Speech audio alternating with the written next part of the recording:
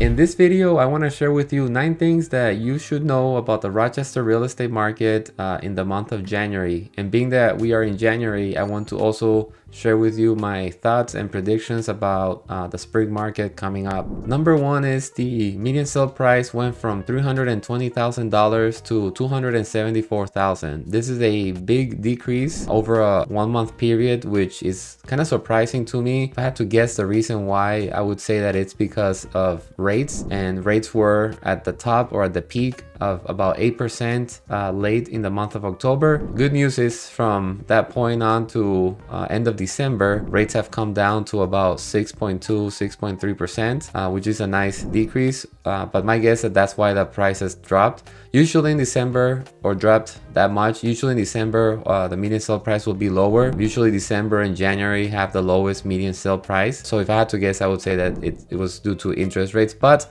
I will keep you posted and monitoring every month. So if you want to get this monthly market updates, make sure that you subscribe to my channel. Number 2 is days on the market, which went from 23 days to 35 days. So in the month of December, it took 35 days for the average home to sell. Number 3 is month supply, which went from 1.9 to 1.5. Month supply measures if no new homes were entered into the market, how long would it take before there would be no homes for sale.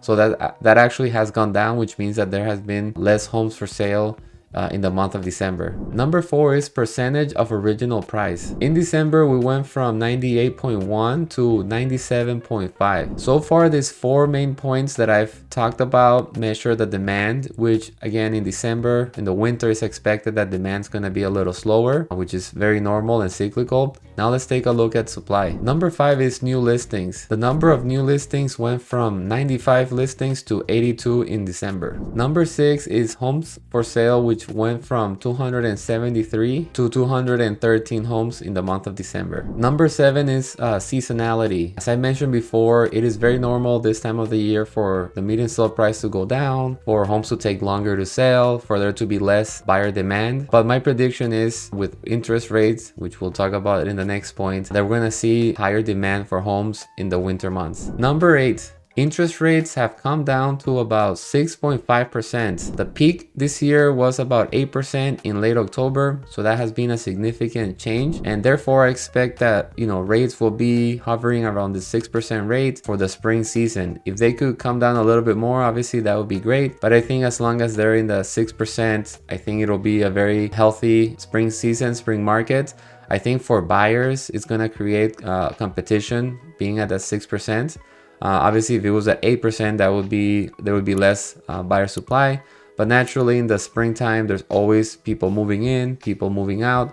So we'll also see an increase in homes for sale and listings. And being at 6%, if someone has an interest rate of 4% and is thinking about selling their house, they'll be more likely to put their home for sale, buy a different house. Than if the rates were at like 8%, it would be even harder for that seller to want to sell their house. Number 9, there's definitely still options for you to get lower interest rates if you do an adjustable rate mortgage, if you do a 2-1 buy down, or if you buy points to lower your interest rate. Now, it's important that you work with a professional lender who can really advise you on these 3 options. How they would affect your monthly payments, and you might still want to do a fixed rate, 30-year fixed rate, which is never a bad idea, but at least you have some options and you can kind of see how your payment would change, and then based on expectations at that time for interest rates, if rates are expected to continue going down, then that might affect which way you go. So that's important. Work with a professional lender. And if you've been watching this long, I want to give you a bonus tip and something that you need to know, and that is make sure that you work with a professional real estate agent that knows what's going on in the market, so you can better strategize, so you can buy your dream home for the lowest price. And lastly, if you would like a free moving to Rochester, Minnesota guide, make sure that you check the link on the video description below. Thanks for watching.